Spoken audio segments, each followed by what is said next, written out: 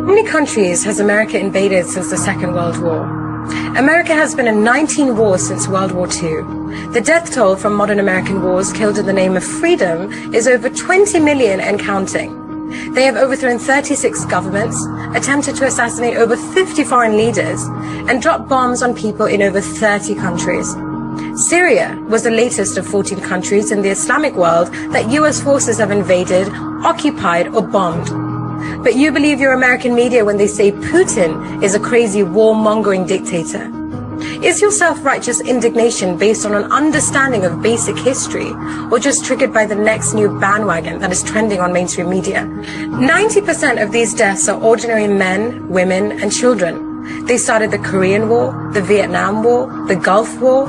In the last 60 years or so, the list of countries the US invaded includes Bosnia, Cambodia, the Congo, Cuba, El Salvador, Guatemala, Indonesia. There's been wars in Iraq, wars in Afghanistan, wars in Syria, Central America. They are the global bullies, destroying any country in the name of democracy and human rights. But the intention has always been to strip the nation of its resources and enrich their military-industrial complex. Now, what about Britain? Did you know that there are only 22 countries in the world that the UK have not invaded or helped in starting a war? The hypocrisy of the West is an abomination. Where was the sense of injustice when George Bush and Tony Blair invaded Iraq? Even after the UN weapons inspector Hans Blix visited Iraq and confirmed that there were no weapons of mass destruction. What a coincidence that Mr. Blix was found dead from suicide.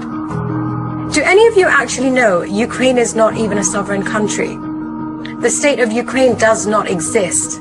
If people just stopped and educated themselves before flinging themselves into a frenzy of indignant theatrics all over social media, they would discover that in 2014, UN Secretary General Ban Ki-moon stated that since December 1991, Ukraine has not registered its borders as an independent country. Ukraine is still under the territory of Russia, and everything that happens in this area is in fact an internal matter of Russia. And as far as Putin is concerned, there is no invasion. But now suddenly you're all Ukrainian. You all stand with George Soros, Hillary Clinton, and Marina Abramovich. Everyone is so used to instant news, like instant coffee and instant noodles or instant text messages, you don't have the patience to step back, to query the historical context of present-day events, to educate yourself on an intricate and complicated ancient conflict. So my question is, when everyone starts shouting on the rooftops that today they stand with Ukraine, do they realize that they're actually standing with Russia?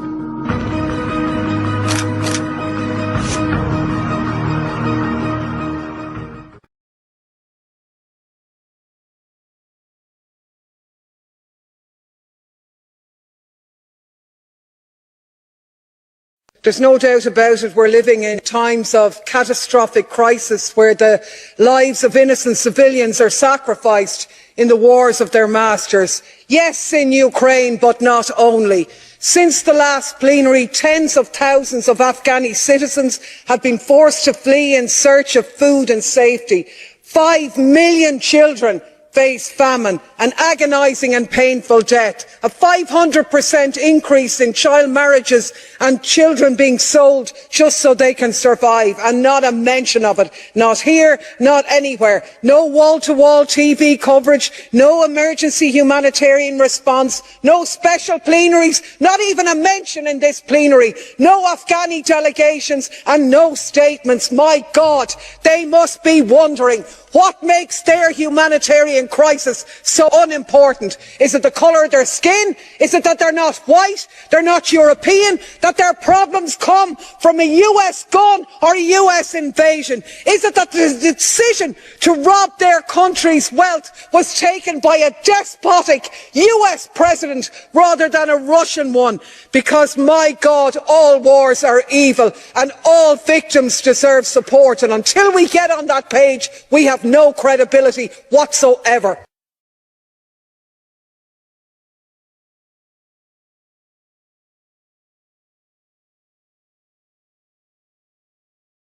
Now here's something you are not going to hear on the mainstream media. What you do hear is warmongers arguing that we must protect Ukraine because it is a quote-unquote democracy. But they're lying. Ukraine isn't actually a democracy.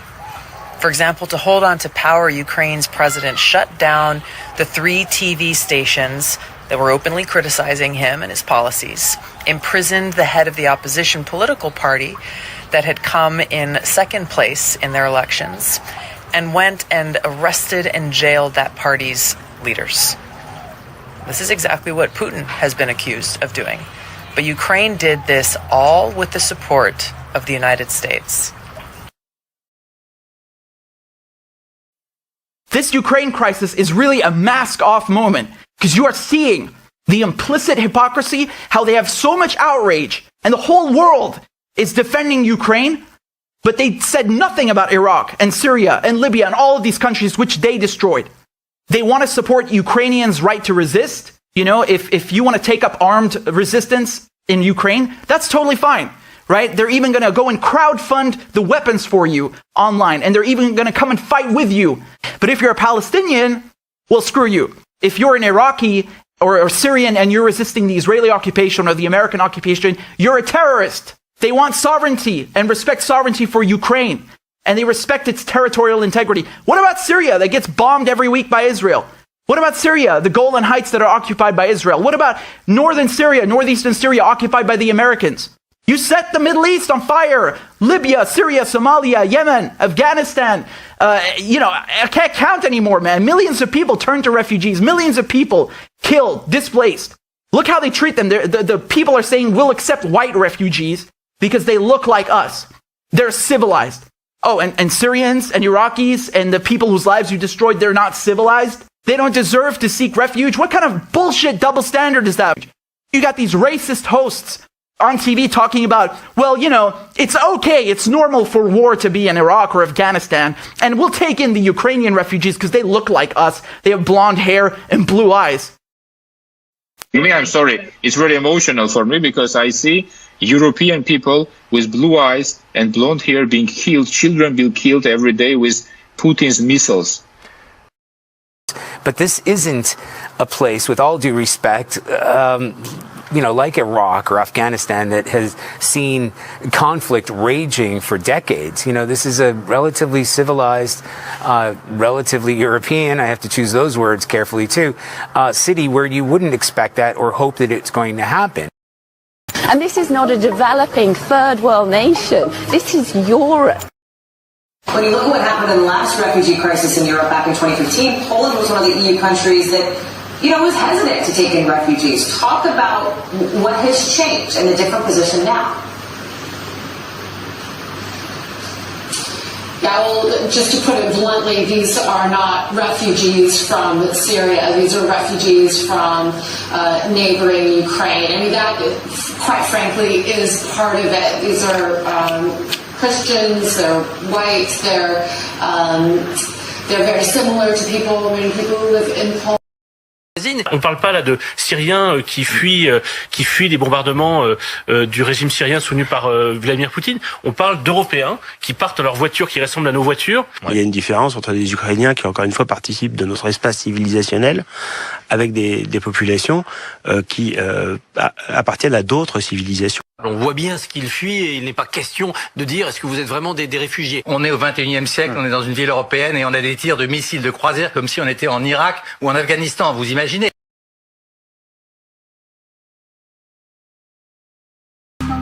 The small fringe minority of people who are on their way to Ottawa or who are holding unacceptable views that they're expressing do not represent the views of Canadians who have been there for each other, who know that following the science and stepping up to protect each other is the best way to continue to ensure our freedoms, our rights, our values as a country.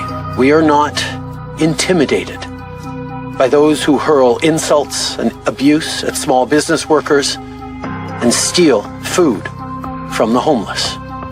We won't give in to those who fly racist flags. We won't cave to those who engage in vandalism or dishonor the memory of our veterans. So to those responsible for this behavior, it needs to stop. There's a level of admiration I actually have for China, because their basic dictatorship is allowing them to actually turn their economy around on a dime and say we need to go green as fast as we need to start investing in solar.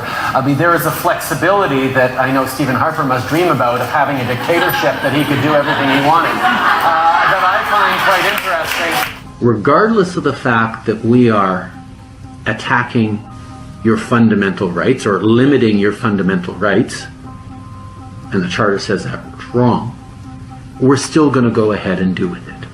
The federal government has invoked the Emergencies Act to supplement provincial and territorial capacity to address the blockades and occupations. We went after the funding. Our efforts, combined with the city's efforts, eliminated the GoFundMe. $10 million are no longer accessible to the demonstrators. There are other funding avenues that we continue to aggressively go after through intelligence, information, coordination with financial institutions, and all three levels of government. We are broadening the scope of Canada's anti-money laundering and terrorist financing rules so that they cover crowdfunding platforms and the payment service providers they use. We will be relentless in pursuing the funding that has enabled this demonstration to continue to this point. These changes cover all forms of transactions, including digital assets, such as cryptocurrencies. I want to be very clear. The scope of these measures will be time-limited, geographically targeted, as well as reasonable and proportionate to the threats they are meant to address. The Emergencies Act will be used to strengthen and support law enforcement agencies at all levels across the country. This is about keeping Canadians safe, protecting people's jobs, and restoring confidence in our institutions. As of today, a bank or other financial service provider will be able to immediately freeze or suspend an account without a court order. Justin Trudeau, I mean, I thought he was kind of a cool guy. And I started to read what he said. This is a couple of weeks ago. He was, or maybe this is September, but he was talking about people who are not vaccinated. He said they don't believe in science. They're often misogynistic, often racist. No, they're not. That was not smart of him at all. Right. He said, but they take up space. And with that, we have to make a choice in terms of a leader as a country. Do we tolerate these people? It's like, tolerate these? Now you do sound like Hitler. Canada and our allies will defend democracy. We are taking these actions today to stand against authoritarianism. The people of Ukraine, like all people, must be free to determine their own future. We will continue working with our international partners to safeguard Ukraine's territorial integrity and prevent further Russian aggression.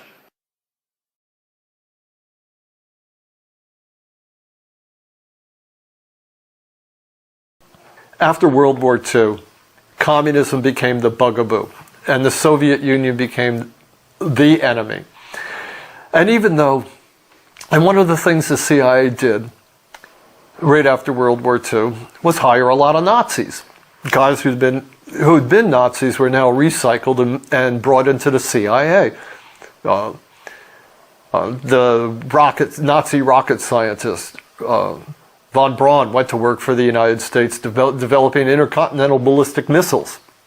So the Nazi past was forgiven, and Nazis went to work for the United States, including a guy named Reinhard Gehlen, who'd been the Nazi military intelligence officer in charge of operations against the Soviets in Eastern Europe.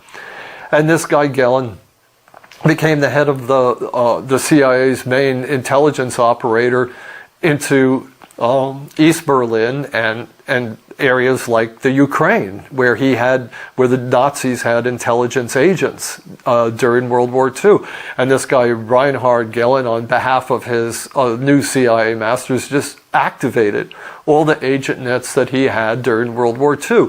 The same thing was going on in Ukraine, although the Ukraine had very much large swaths of its population were fascists and were actively involved against the war against the Soviets, and were enemies of the United States in World War II.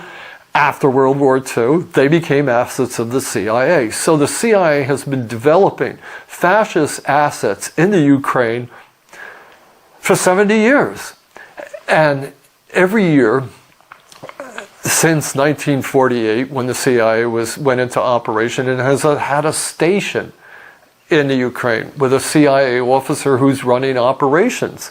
And those operations have all been directed against first the Soviet Union, and after the collapse of the Soviet Union, against Russia. There's a lot of momentum that has built up over 75 years. Vast agent nets have been put in place. Sleeper agents have been in place for decades, and they're all working against Russia, which is why nowadays it's so hard for the mainstream media and the government to shift and even consider for a moment having good relations with Russia.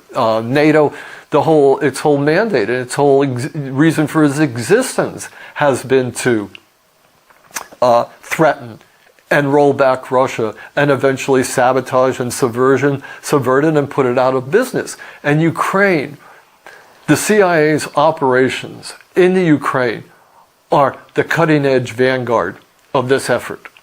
So if you look at recent events in Ukraine, you have to see them in that context. How, for decades, the CIA has been trying to recruit Ukrainian politicians, Ukrainian businessmen, who are sympathetic and compatible with Western American ideas and values and interests of fighting against the Russians, and recruiting them and putting them in place, and setting them up with bank accounts, giving them paramilitary training, everything the CIA does across the board. Ukraine has been the vanguard of this operation against Russia. The details are in my book. The CIA's organized crime, how this works at the agent level, how the CIA would go around and work with after the coup that threw out a pro-Russian government and installed a pro-American anti-Russian government, how the CIA already had security services and military people in place who were able to create private militias that would then work against individuals in the Ukraine who were pro-Russian, how they, just like treating it like South Vietnam or any other country that the United States occupies. And that is the situation in the Ukraine. The United States occupies Ukraine. Its government isn't an occupation government that's supported and funded and directed by the United States. And the businessmen and the military people and the politicians that support the Americans benefit, and those who don't are put on hit lists and they're targeted. And that's basically the history and the summary of what's going on in the Ukraine. And the CIA, through its agent operations, which have been in place for 70 years, is at the vanguard of that operation. So is the intent and purpose of the CIA and American involvement in Ukraine to topple Russia, to balkanize Russia? Oh, absolutely, but also to steal Ukraine's, to take all the natural resources that are available there, the profits that can be had. I mean, it's capitalism. As soon as the CIA arranged that coup and installed a pro-American government, Joe Biden's son became the head of one of the biggest oil companies, I think it was, in the Ukraine. American businessmen just swooped down like vultures to take over all the, any business that could, like mafia dons and mafia, gangsters that they could steal everything from. And that's exactly what they're doing. And especially in eastern Ukraine, where a lot of the natural resource industries are based, that's why it's so contentious there. The CIA, through its assets in private industry, is trying to bring all those people who are considered compatible into the American fold. You don't see it at its dirty level, the level of blackmailing people, the level of extorting people, the level of the CIA using its underworld contacts to squeeze these people and to force them out of business and to make life miserable for them so that they give up their associations with Russians and Russian businessmen.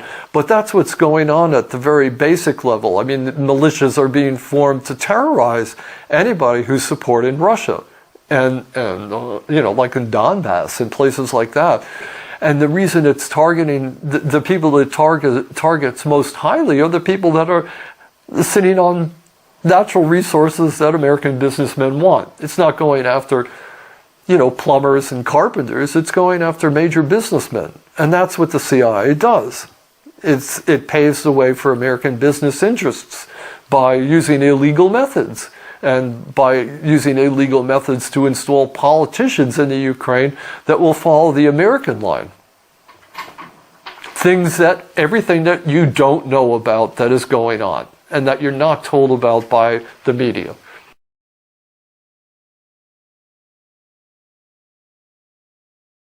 Outlined there, for the past 6 years, we've lived with a Remainer chattering classes who have demonized national identity. They've described national sovereignty as being basically xenophobia. They've mocked everyone who waves the English flag or the UK flag. And now, lo and behold, with the crisis in Ukraine, they've discovered that actually those things are very important and they have real meaning. And there's a real hypocrisy to this, from people who support the EU and from the EU itself. They're now talking about how important national sovereignty is in Ukraine. These are the people who have undermined national sovereignty, not only in the UK, but across Europe over the past few decades. So I'm glad they're finally discovering that national sovereignty is important. I wish they'd discovered it a bit sooner.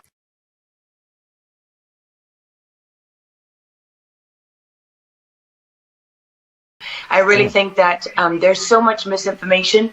We've never really seen anything like it. I mean, I've been covering wars now for 35 years, and I have never seen people with their nails done in the Ukrainian flag, right? I mean, we're being corralled into this box where we either have to hate Vladimir Putin and believe everything evil that's said about him and love Ukraine, and there's no in between. And that reminds me a lot of you're either, a white supremacist, or you go with the Democrat narrative on everything under the sun. Although, these days it's hard to believe anything that our leaders tell us, because they've lied about COVID, they lied about Russia collusion, they lied about the Ukraine impeachment trial, and there's so much more going on in Ukraine that nobody is talking about. You see such dishonesty when it comes to the history of Ukraine. You see dishonesty when it comes to the Azov battalion, which is funded by the US and NATO. I mean, you can find pictures of them online holding up the NATO flag and the swastika at the same time. Their own emblem contains the black sun of the occult, which was a Nazi SS emblem. And it also contains the sideways, lightning insignia of the SS. I mean, this is on throughout the Ukrainian military. You can see that black sun of the occult on their body armor, even on the female soldiers who are paraded in front of the world as being, such an example of Ukraine's independence and spirit and nobility. Even they are wearing the black sun of the occult. And, the White House wants you to believe, well, this doesn't matter, it's just a small number of troops. It's not true. The Azov battalion has been murdering its way through eastern Ukraine. Yeah. We don't want to admit this. This was why Crimea voted for independence. This is why Crimea wanted to be with Russia. Because we in the media, in the Western media and in the West, won't acknowledge the reality of what's gone on. Western Ukraine backed the Nazis. It was a headquarters for the Nazi SS. The CIA under Alan Dulles actually gave immunity from prosecution to the Nazis of Ukraine from the Nuremberg trials. So there's a long history of the United States and our intelligence agencies funding and arming Nazis in Ukraine. These are not like new neo-Nazi groups that sprung up. These are the actual Nazis from the Second World War, who, if you go back to the Nuremberg trials, said that they were planning for a 1,000-year Reich. And so you have to really wonder, as you look at this, when you know that the CIA sponsored the Color Revolution in Ukraine in 2013 and 14, that they selected Ukraine's leaders, go to Victoria Nuland's leaked phone conversation where she and the U.S. ambassador are deciding who can lead Ukraine. I mean, there's as much interference here as you could possibly imagine before you even get to Hunter Biden, Nancy Pelosi, John Kerry, and Mitt Romney, and all of their children who are employed, who earn millions from Ukrainian gas companies. Yeah, you are pointing, pardon me, to a real credibility crisis for our leaders. I want to let Karen Turk jump in. Yeah, I wanted to bring up the fact that President Zelensky is Jewish, and I don't know exactly how this factors in, but there's some very interesting points in what you're saying. And what troubles me about the moment that we're in is that we have such a selective and a narrow reading of history. You know, President Zelensky may be Jewish, but he's not the only one in this who suffered during the Second World War, whose ancestors suffered, right? I mean, look at Putin. How many relatives did he lose in the siege of St. Petersburg? People don't know their history. They don't know what made Vladimir Putin. And I'm not I'm not defending him. I don't need to defend Vladimir Putin. My job as a journalist is to try to understand what is the truth here. I don't like being lied to, and we're being lied to on an epic scale. When we're told your only choice is you have to be 100% with Zelensky, who's a puppet, who you can find on the internet in black stilettos and leather pants, you know, with shirtless, doing a spoof Dancing with the Stars kind of entertainment video. That's a mock of a Ukrainian group that does this kind of satanic, occult type of music video. And I mean, Zelensky was selected, like so many of our leaders. And honestly, with big tech and with election fraud these days, we don't know how many leaders all around the world have been selected for us and weren't actually voted in. But what we do know is that there are increasing problems with technology and the digitization of our world. Because look at what's happening with COVID. Look at what has happened globally. We are fighting the same battles all over the world. To pretend that this war is about Russia and Ukraine is just a barefaced lie. If Putin has been warning for 15 years that he is not going to stand by while the globalists take over the world, build bioweapons facilities and whatever else they're doing in Ukraine, Ukrainian oligarchs. Ukraine has been a center of money laundering for, you know, many of the leaders in this country. For how long? Billions of US dollars have been laundered through Ukraine, and we say nothing about it. These are our tax dollars. I mean, before the impeachment trial, had you ever heard of anyone in the United States, I mean, us bringing in foreign governments to the White House for anti-corruption training?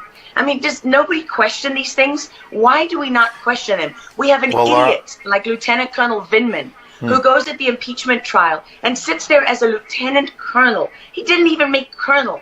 And he's telling the president of the United States what his policy should be. You have a traitor in the form of Maria Yovanovitch, who was Obama's ambassador, who's telling Ukrainian government officials, don't listen to the will of the American people. Don't listen to the election results. We are the true leaders of America. I mean, and then people object when the woman isn't even fired. She's given a cushy job for life at Georgetown University at the expense of the U.S. taxpayer. I mean, there's so much hypocrisy and dishonesty here, and Ukraine is at the center of it all. Finally gets called out over the hypocrisy on war crimes committed in Ukraine. Hypocrisy should be adopted as the official slogan of this administration. In this case, it's related to Russia being accused of committing war crimes in Ukraine and the Biden admin calling for International Criminal Court, ICC, to investigate. However, the reporter points out a crucial piece of information that Biden's team wanted to keep hidden. Dylan Hausman from the Daily Caller reports that State Department spokesman Ned Price defended America's hypocrisy regarding the International Criminal Court during a press briefing Thursday. Watch. Especially as it relates to the ICC, you're welcoming this investigation by the ICC prosecutor. You know, you haven't always welcomed investigations at the ICC that ICC prosecutors have gone into. in fact, in the previous administration, that an investigation into potential war crimes in Afghanistan was met with actual sanctions on ICC staff, and the U.S. has consistently warned the ICC not to take up cases involving Israel. So, given that neither Ukraine nor Russia is a member of the ICC, and that for the ICC to take up a case involving non-member would require a UN Security Council vote, which is doomed since the Russians will veto it, where exactly do you think that justice is going to come from here? Well, Matt, not only is neither Russia nor Ukraine a state party to the Rome Statute, neither are we, as you know. And the concerns we have over the ICC is a certain of jurisdiction in certain circumstances. Those remain. Those have not gone away. But at the same time, so those concerns relate only when the U.S. is being. You have those concerns only if the U.S. is being investigated or Israel? The United States, as we've spoken to, has the capability, has the wherewithal to conduct independent, thorough investigations. But we recognize the meaningful role that the ICC can play in promoting accountability for atrocities. And we have supported and will continue to support the ICC's efforts in certain cases.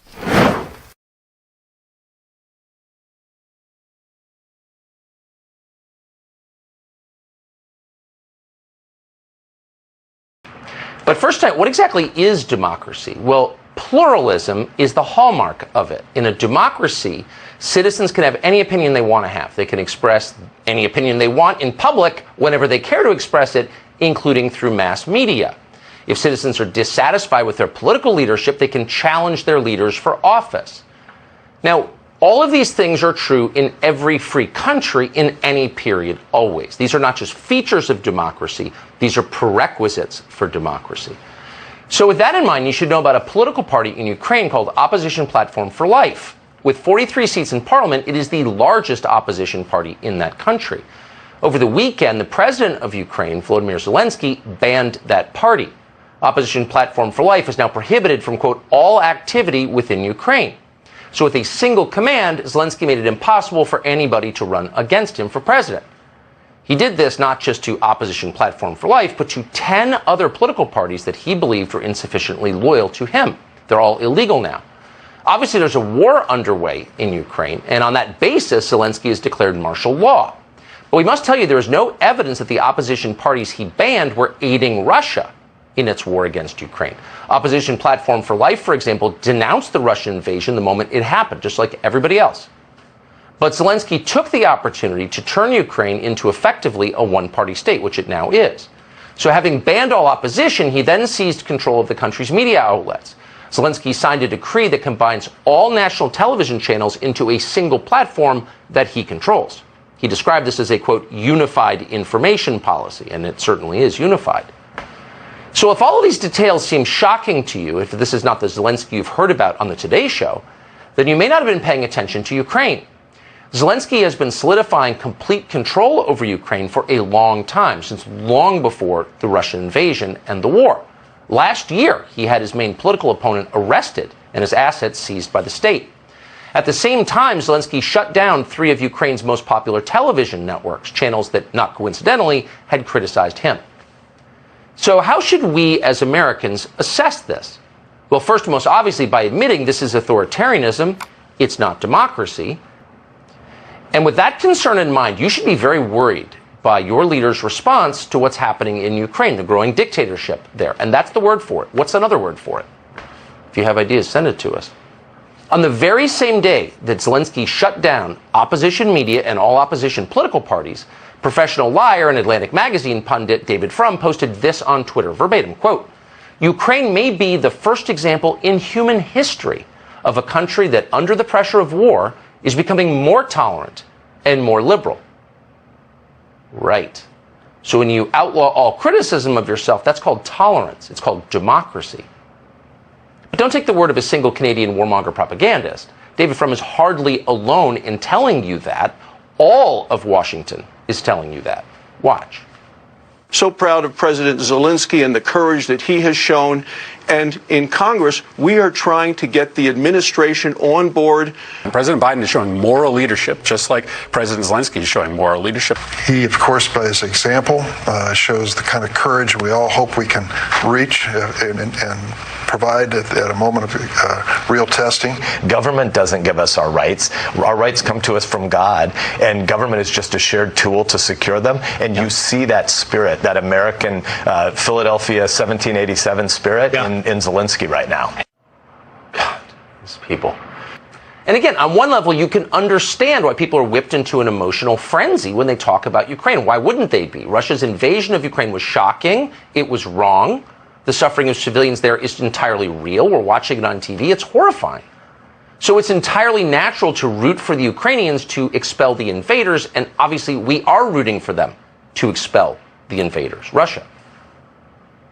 But just because what Russia has done in Ukraine was wrong doesn't mean you have to lie about the Ukrainian government. In fact, if you really cared about the Ukrainian people and all the people you just saw on TV, we care so much, you wouldn't want them to live under a dictator. So you'd be highly upset about what Zelensky just did. So again, Ukraine was invaded by its neighbors, and we oppose that. We should oppose that. But that doesn't mean Ukraine is a democracy. It's not. And we shouldn't tell Americans it is, because that's a lie. Why go the extra step to tell us that Ukraine is a model democracy when it's not at all? So maybe you're starting to conclude that these people love Zelensky not because he represents the Ukrainian people, but because Zelensky is exactly the leader they would like to be, with wildly expanded war powers to make everyone who complains shut up at gunpoint.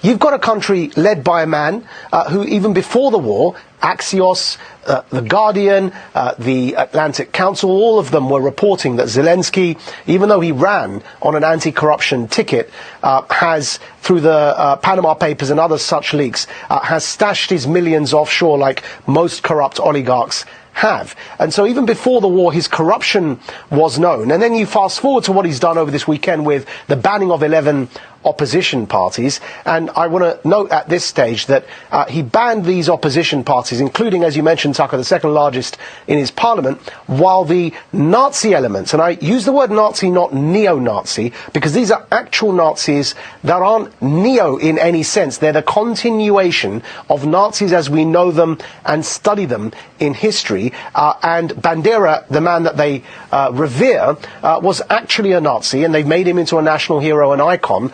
The Nazis in Ukraine have not been banned by Zelensky. And so this is a very interesting point, that you've got a man that's, that we're hailing as a democratic icon who's fighting for freedom and democracy in our way of life, banning all opposition parties, controlling this, through the state the media narrative, while refusing not only to ban Nazis, but having, after not banning them, incorporated them into his state as a battalion, formally serves in the Ukrainian National Guard. Now, people say to that in response, yeah, but Majid, there are racists in every country. No, the analogy here is, imagine, Tucker, in America, the KKK had a formal battalion in the US military. That's what we've got with swastikas and Nazi insignia inside the Ukrainian army. And then people would say, well, what do you want to do? Putin invaded their country. Of course, they have to fight. And I find this line of argument absolutely absurd, because the best analogy is with Syria.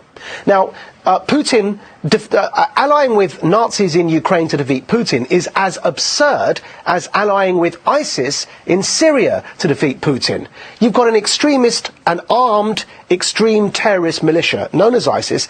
None of us ever had any moral difficulty in understanding that Assad was a dictator, that Putin's support for Assad was wrong, but the people opposing him, the jihadists, were also wrong. Why can't we have that moral complexity when it comes to Ukraine? And keep the UK, and particularly the United States, my country, free. If you're for freedom in Ukraine, you can't try and shut down honest questions in this country or punish people for telling the truth. It's super simple, I would say.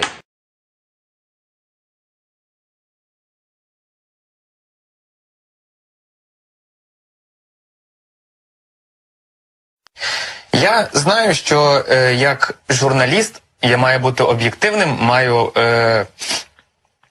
бути виваженим для того, щоб повідомляти вам інформацію з холодним серцем, але направду триматися зараз дуже важко, особливо в такий час, і якраз уже нас на Росії називають нацистами, фашистами і так далі, я дозволю собі зацитувати слова Адольфа Ейхмана, який сказав, що для того, щоб знищити націю, потрібно нищити в першу чергу дітей. Тому що вбиваючи їхніх батьків, діти виростуть і обов'язково помстяться. Вбиваючи дітей, вони ніколи не виростуть, і нація зникне. Як Збройні сили України не можуть нищити російських дітей, тому що це заборонено правилами війни, і це заборонено різними конвенціями, в тому числі Женевськими. Але я не зі Збройних сил України.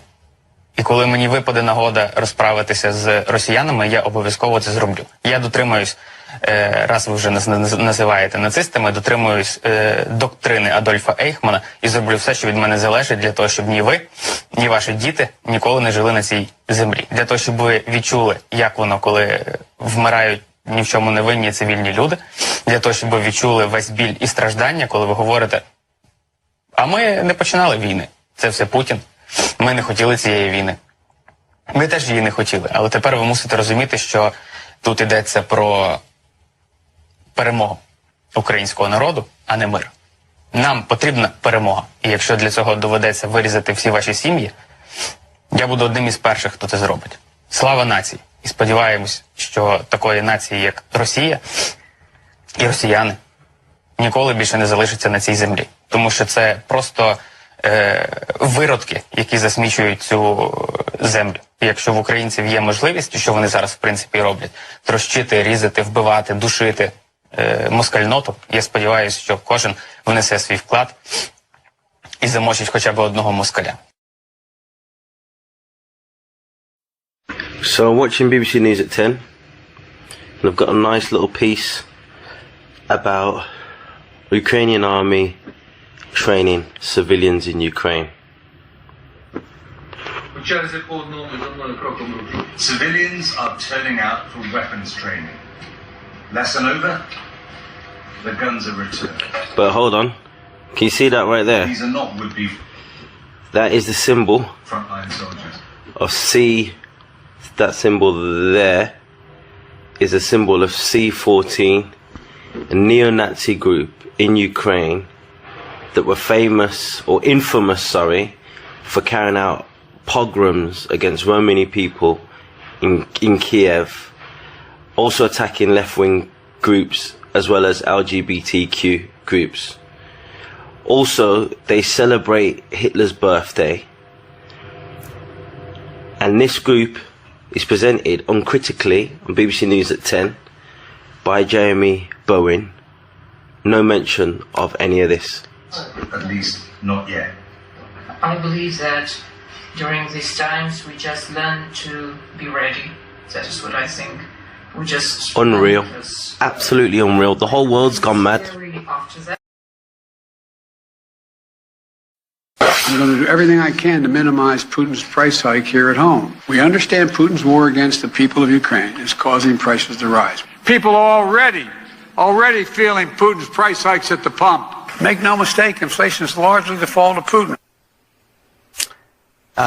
For the president to turn to try to pretend like prices weren't already rising, I mean, I don't think people are candidly that dumb. I mean, we remember the inflation was going on long before this happened. It's absolutely true this is making it worse, but to sort of whitewash what happened all of last year, I don't think is going to work for them politically. But look at this chart on gas prices just since February. If you look at the, I mean, it is a shocking increase. That although if you look at the numbers, inflation really started to rise almost exactly when Biden came in the White House.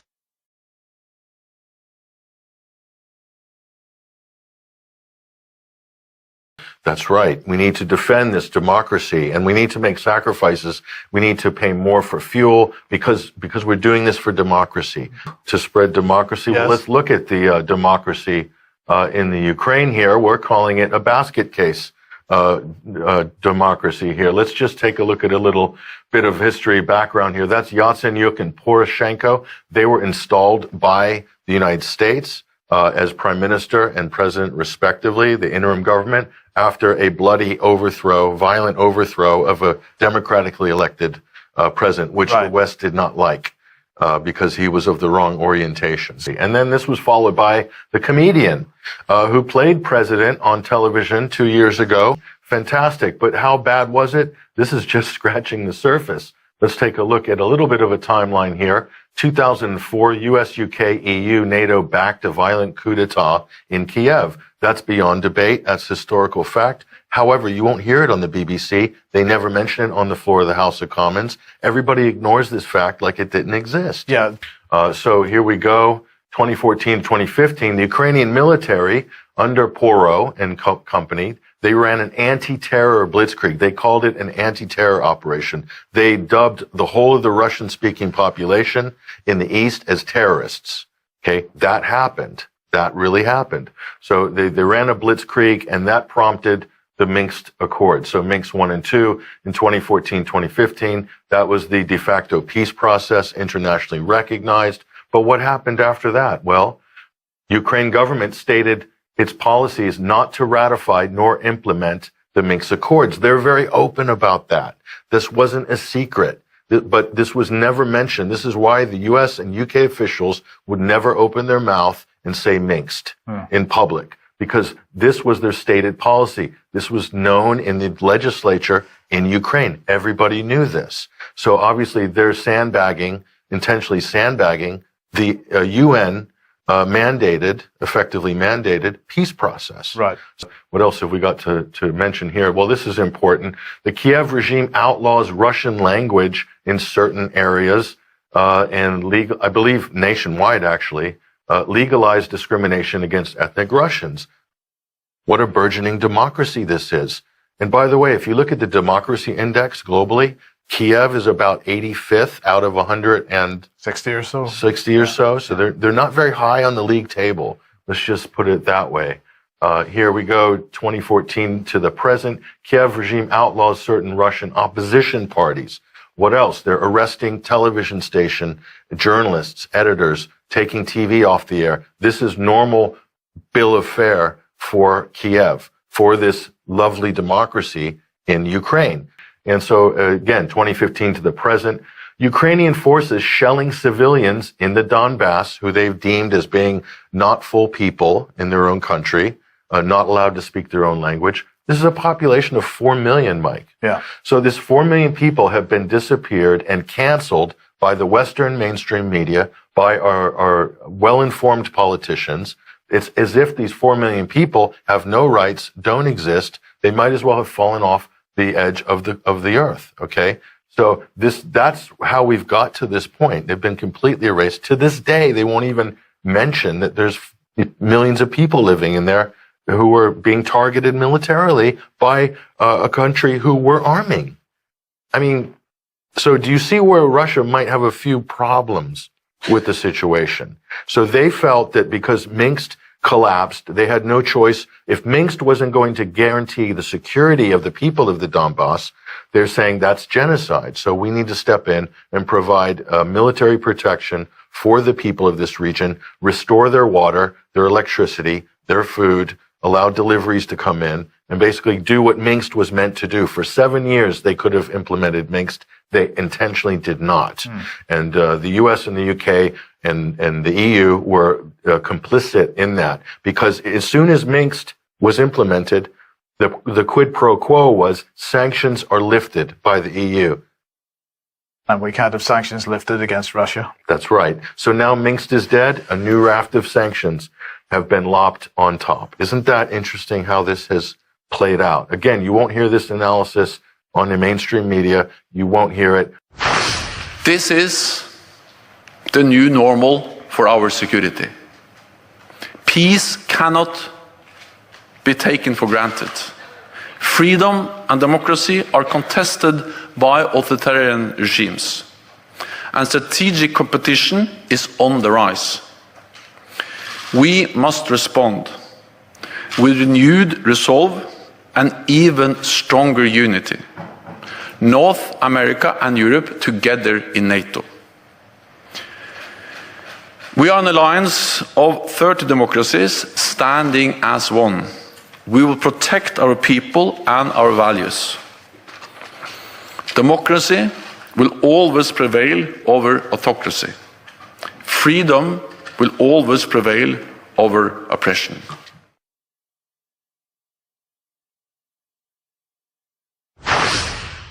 So he has said those words, democracy will always prevail over autocracy, as we come out of 2 years of what?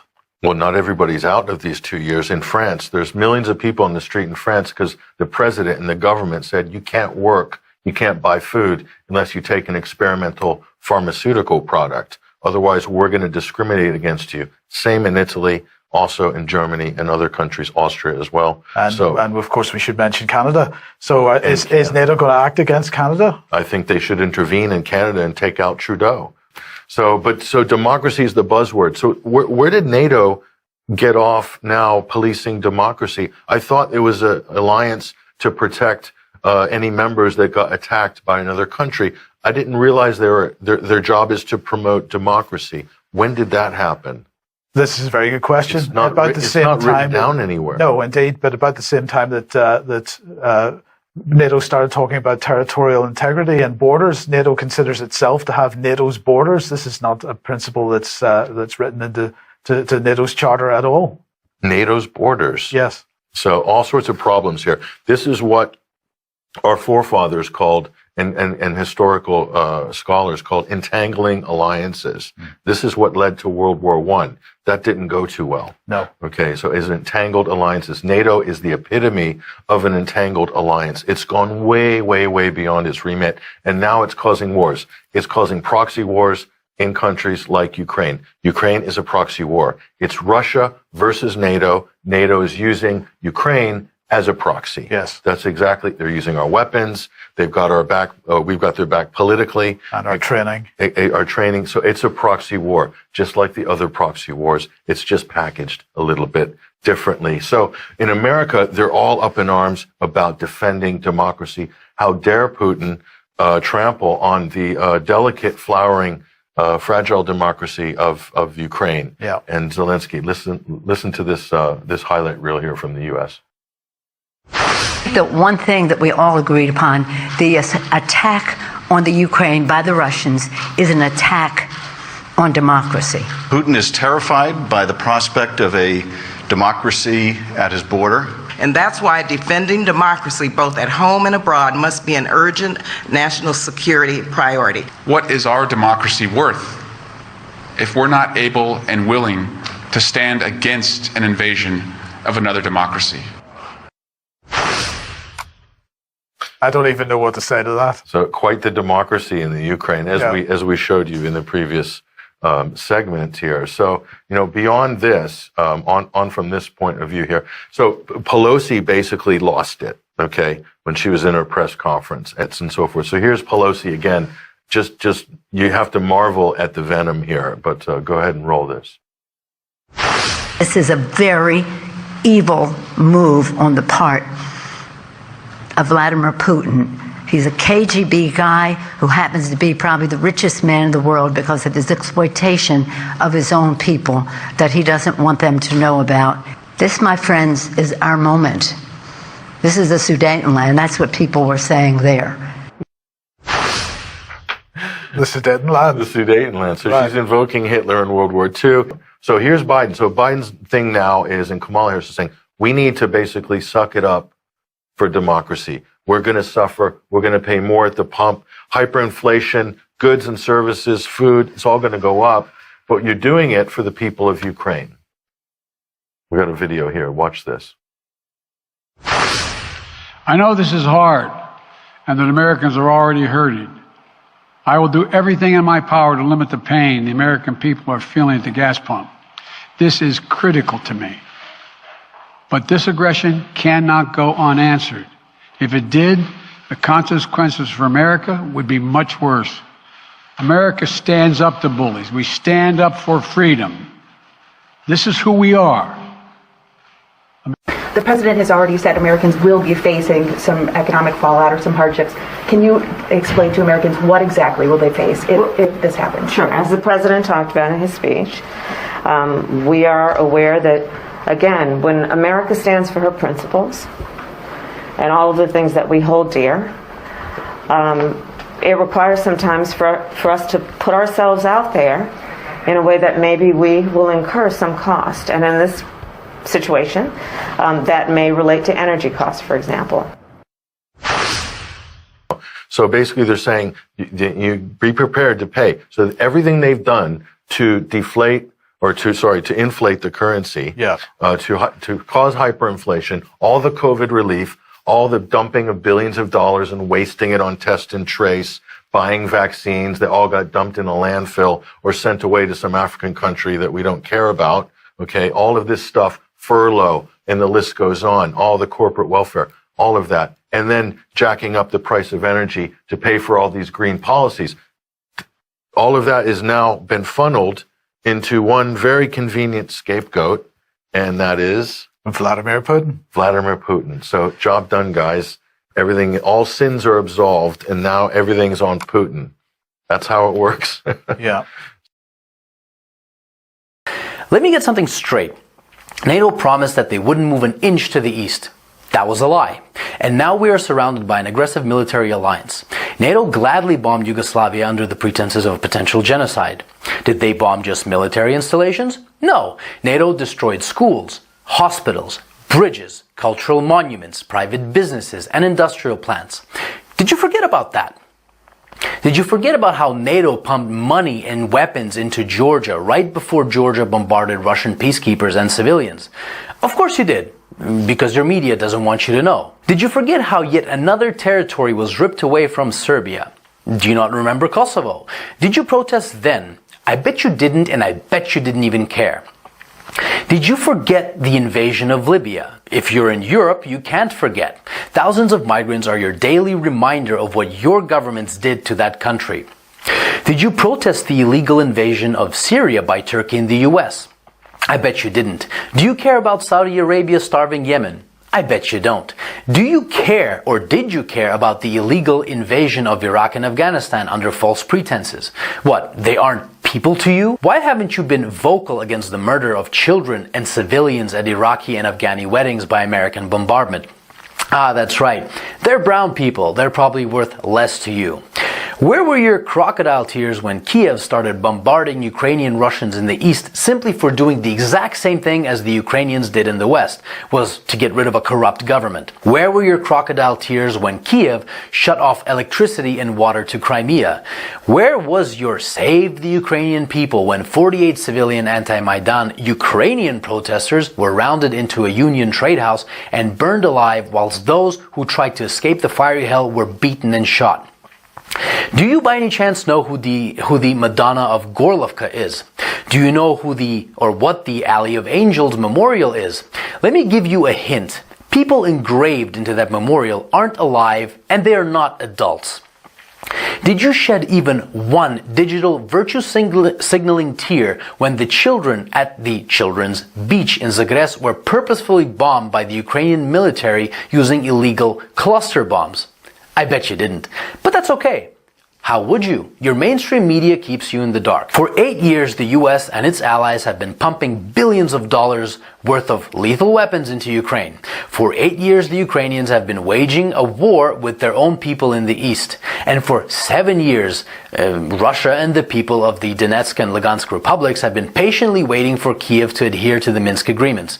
Should Russia have waited maybe 20 more years? You know, the amount of years that the US spent killing Afghanis.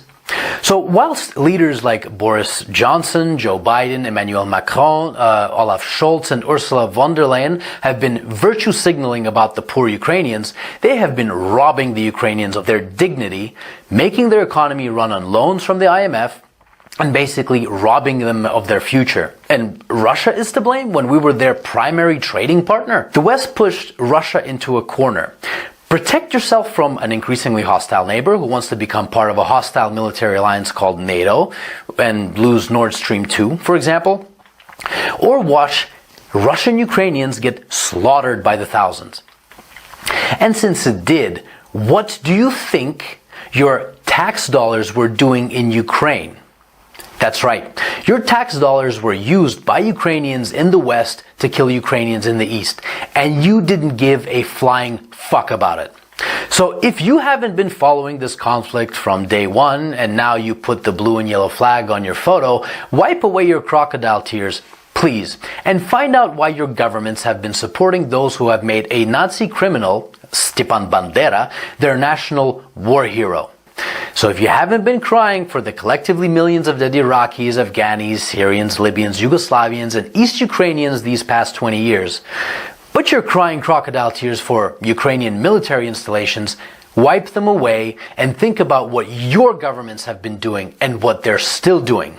And I hope that this 8-year story of a war started by a criminal Ukrainian government against its own people can finally come to an end, and Ukrainians and Russians can finally live in peace.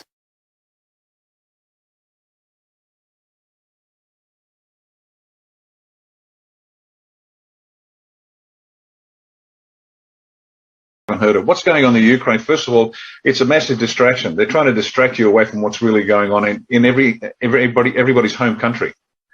Now, the Ukraine is this is not what you think it is. The Ukraine, let's get technical first. The Ukraine is not a sovereign state. It does not have internationally recognized sovereign borders. It's still part of Russia, has been since the 10th century. But this is like Russia invading Russia. That's all it is. Now, second point. The Ukrainian people are very upset, particularly the Ukrainians in Australia. I get it. But guess what? You've been lied to, just like the Australian people have been lied to. We think we're a sovereign nation. We're not. The Ukrainians think they're a sovereign nation. They are not. See, the truth is slowly going to come out about what's really going on. And what's really going on is this. The Ukraine has been the center of the globalists for decades and decades and decades, 70 years at least. CIA, which is not a good organization, they're the implementers of deep state, let's say.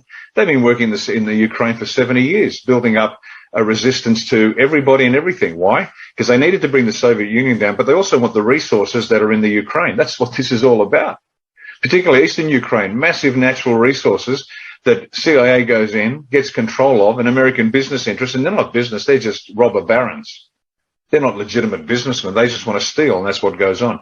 And so they're taking that away from Russia and the Ukraine. And on top of that, it's the center of the deep state. They are going to tell you their stories about possible nuclear war and Vlad's the bad man. This is the war with Russia that they wanted with Hillary Clinton as president. Because she lost, the whole war against Russia was postponed. This is the plan they always had, to destroy Russia, because they don't have a banking system that is under the Rothschilds. What a dangerous course of action that is.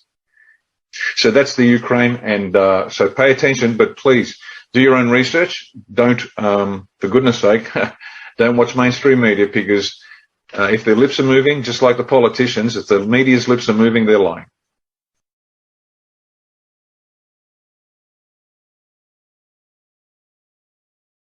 I mean, look at this footage. This is footage of Putin's troops bombing the Ukraine.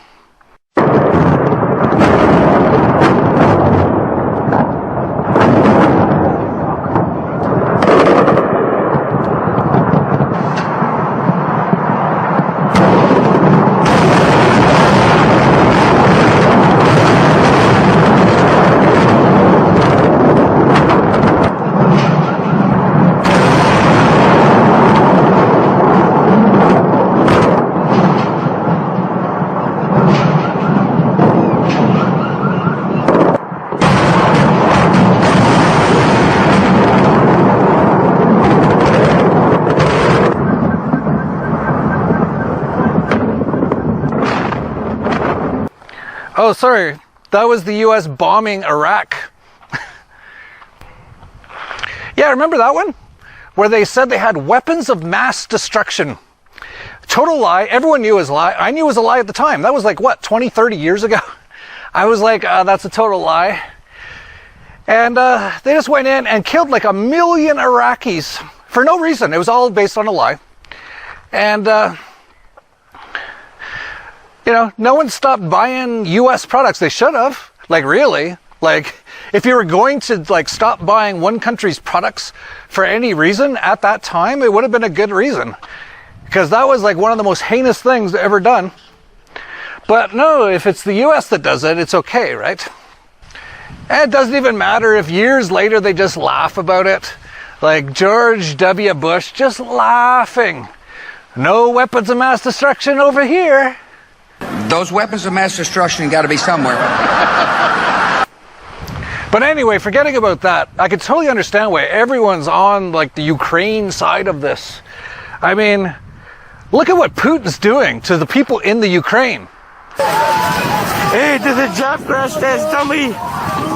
The fucking Nazis are burning us down. Then they're putting the firehouse. It's a scorched earth policy. These fucking Nazis.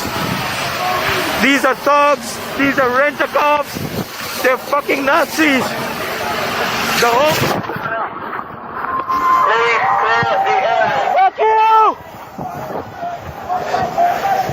Fuck you, you fucking Nazi pigs! Oh wait, that's New Zealand. Well, there must be a reason everyone's like all just instantly on the Ukraine side of this with all the horrible things Putin's doing, right? Like, look at this. It's Putin's kill squad surrounds a Ukrainian family in the mountains after killing a teenage boy and the family dog. The Russian soldiers then shoot a mother with a child in her arms. Oh, sorry. That wasn't the Ukraine either. That was the FBI and the ATF at Ruby Ridge. Ah, jeez. Well, I can totally understand why everyone's like so upset about what's going on in the Ukraine. I mean, look at this before and after photo. Here's before. Beautiful place. And afterwards, just absolutely destroyed by bombs. Oh wait, that's Syria after the US attacked it. But, you know, I can see why everyone's super pissed off at Putin. Like, what an animal, what a monster. Like, I found this. Unconfirmed. Yes, we came, we saw, he died. Oh wait, that was Hillary Clinton and Libya. Huh.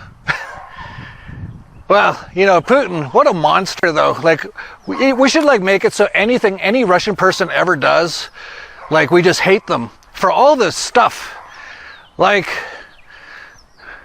look at this. Putin's been bombing like men, women, and children just randomly in like Yemen and Somalia for like years.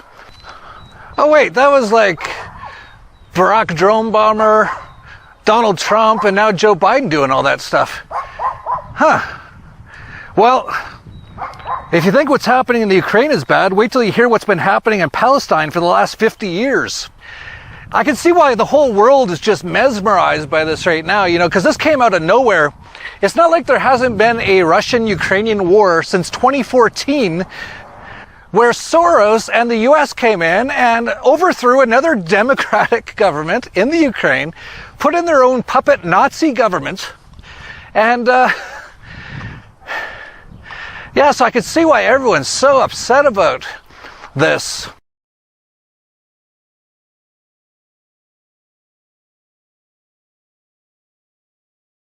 An American approach to digital assets is one that encourages innovation, but mitigates the risks to consumers.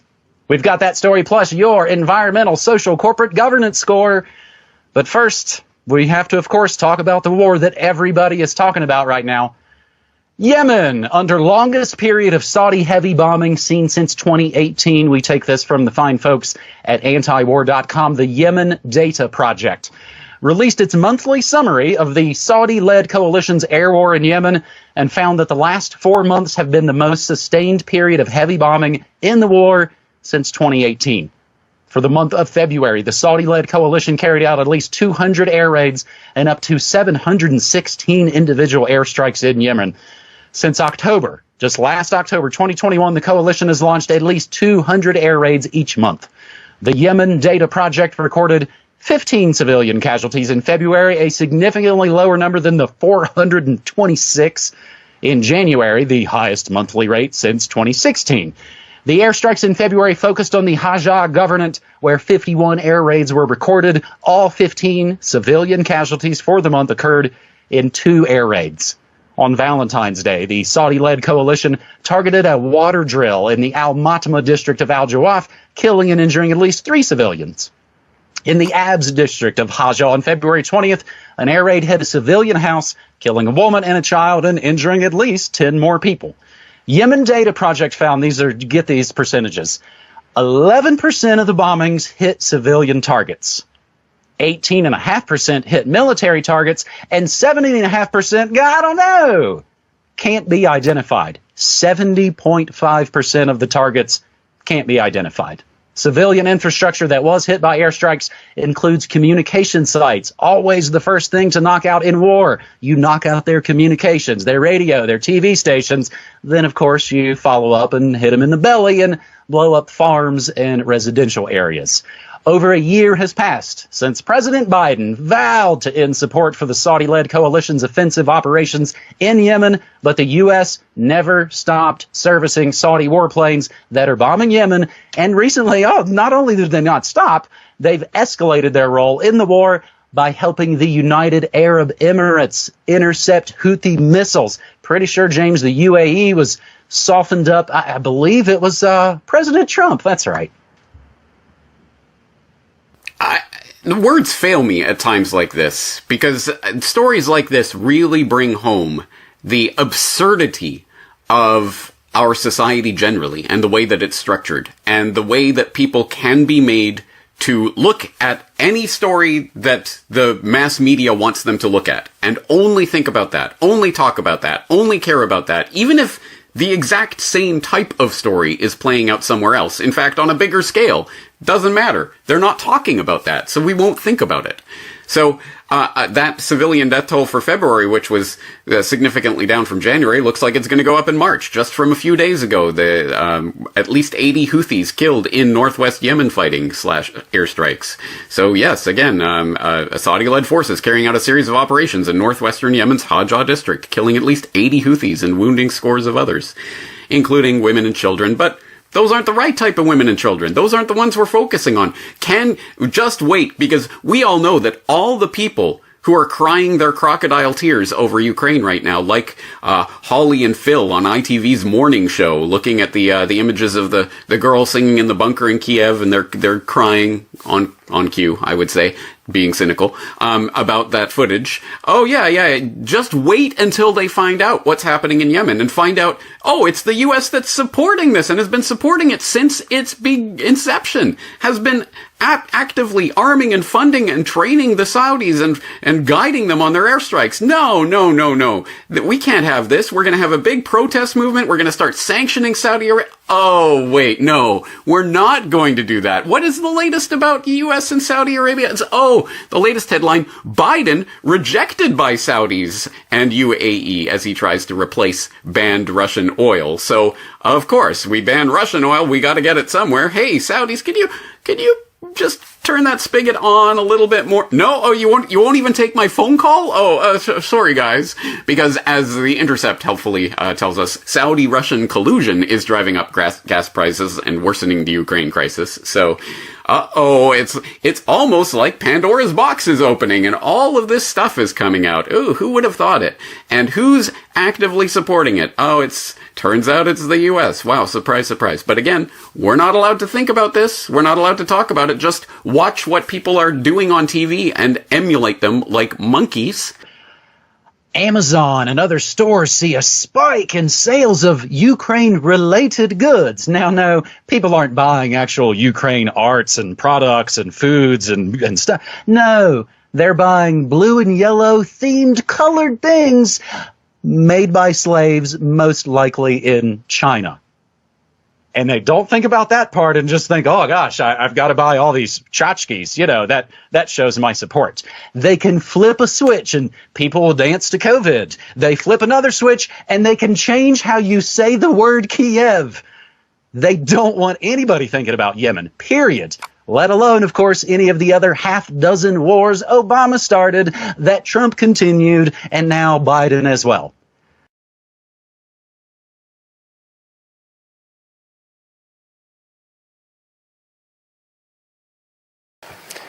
And all of us have rightly condemned the crimes against humanity that are being committed by Vladimir Putin in Ukraine. And the government has moved instantly, within 5 days, to sanction Putin's regime and take urgent action. And the strength of language that was used, rightly, against Putin as a barbarian, as a thug, as a murderer, as a warmonger, all of which are true, all of those things apply to the state of Israel in its treatment of the Palestinians, and yes, the government is concerned about its use of language and doesn't feel it is appropriate to even use the word apartheid when Amnesty International, the most respected human rights organisation in the world, and Human Rights Watch, within a very short period of time, issue these damning reports saying that Israel, since its foundation, has been built on a system of oppression and domination and apartheid and racism, involving the murder of unarmed, innocent civilians on a regular basis, arbitrary detention and imprisonment, land annexations, the displacement of people, the denial of basic fundamental rights to 6 million Palestinians who are displaced outside Israel and the occupied territories, to the right to the return to their homes, to the illegal blockade of Gaza, which has left, as they say in the report, Gaza in a permanent state of humanitarian crisis, denying people access to food, to water, and treating the Arab population as a whole, the Palestinian population as a whole, as an inferior race. I mean, it doesn't get stronger than this. And yet you want to be careful about your language.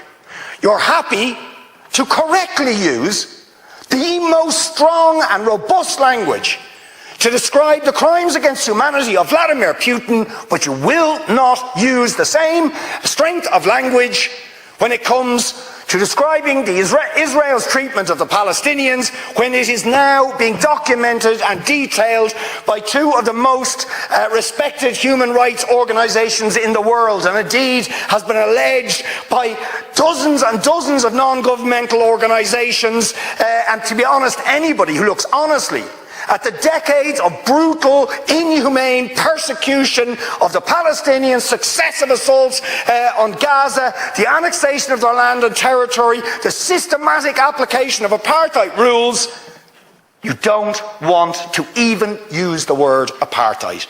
Never mind sanctions. 5 days sanctions against Putin and his thugs, 70 years of oppression by the Palestinians, and it wouldn't be, what was the word you used? It wouldn't be helpful to impose sanctions. Amnesty International are calling for Israel to be referred to the International Criminal Court for crimes against humanity. Will you support it? They are calling for targeted sanctions against Israeli officials who are perpetuating the system of apartheid, just exactly the same types of sanctions you've just initiated against Vladimir Putin. Will you support it? And I think the answer is clearly you're not going to. And then we ask the question, why? Why? And I haven't even got time for the briefing I organised this week about the people of Yemen and how Saudi Arabia, the most despotic regime in the world, armed to the teeth by the United States, Britain, France and others, killing 337,000 people in Yemen in the last 5 years, 10,000 children. Any action against the United States for arming them? Or Britain, or France, or Saudi itself? No. No action, no sanctions, no outrage. Now you see, if you're going to have moral standards, those standards have to be consistent. Otherwise they are not standards at all, they are just cynicism. And of course, we all know the reason that the standards are not consistent is because to call out the apartheid state of Israel would be to run foul of the concerns of certain states that are now presenting themselves as defenders of democracy and so on, such as the United States, the UK, Germany and other powers. whose relationship with Israel, supporting it and backing it, means that the European Union's moral credentials are bankrupted.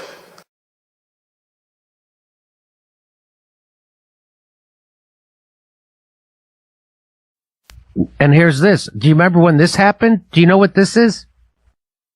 The United States and the Ukraine, the only two countries in the world that voted against a UN resolution that condemned Nazism. That's real. So the U.S. voted against that, and they said it was because it would inhibit free speech, while Ukraine voted against it because it had pro-Russian bias. So I'm all for free speech. And the argument's just weird that the government takes a stand internationally for free speech, even for Nazis, and meanwhile wants Joe Rogan silenced. I think Nazis killed more people than horse paste. Historically, I could be wrong, but there you are. Do you remember this, Max? This happens every year. I mean, every year there's a UN vote to condemn Nazism. Russia introduces the resolution and the US and Ukraine vote against it. It's like an annual festival of Nazi apologia. Remember before the EU banned RT, the Biden administration openly supported Zelensky banning opposition media outlets that criticized the Maidan regime. This was never about democracy. It was a NATO-directed campaign for dominance by any means. So Zelensky in Ukraine, people don't know this because they never talk about it. He shut down the opposition or critical media in his country and imprisoned the leader of the opposition party. And that's who we're on the side of. And the State Department cheered him on and encouraged him to do it, pushed him to do it. That was what they wanted. That was the outcome that the U.S. State Department wanted. They don't want Ukraine to be a democracy. That's right. So that's the crazy idea that people are like Saturday Night Live and everybody, I stand with Ukraine, I stand with the Ukrainian people. Well, yeah, Ukrainian people we all feel sorry for, but their government is 100% corrupt.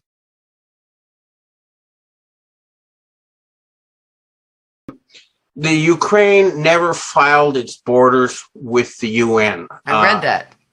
So they don't actually exist as a country in international law. They're still part of the Soviet Union and its heir, Russia. There's many legal precedents for this. So in other words, the reason why countries like China aren't going to condemn Russia is because it's not an invasion. They're not going against the UN Charter. This is a police action within their own legal borders. Zulüm zulümdür. Filistin'de de olsa zulümdür. Rakka'da da olsa zulümdür. Musul'da da olsa zulümdür. İdlib'de de olsa zulümdür. Yemen'de de olsa zulümdür. Zulüm zulümdür. Zulmün A'sı, B'si, örgütü, cemaati mi olur? Onların istediği gibi düşünebiliyoruz. Onların istediği kadar ağlayabiliyoruz. Onların istediği kadar slogan atabiliyoruz. Böyle bir dünya vicdan sahibi insanların tahammül edebileceği bir dünya değildir. Böyle bir dünya iman sahibi insanların tahammül edebileceği bir dünya değildir. Yeryüzünü fesat ve zulümle doldurdular. Evleri işgal ettiler, doymadılar. Toprakları işgal ettiler, doymadılar. Kalplerimizi ve zihinlerimizi de işgal ettiler.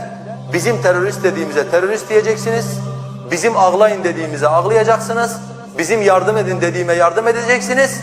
Onun dışındakilere gelince susacaksınız diyorlar. Rabbim bu zulmü, bu münafıklığı, bu ikiyüzlülüğü sonlandırsın.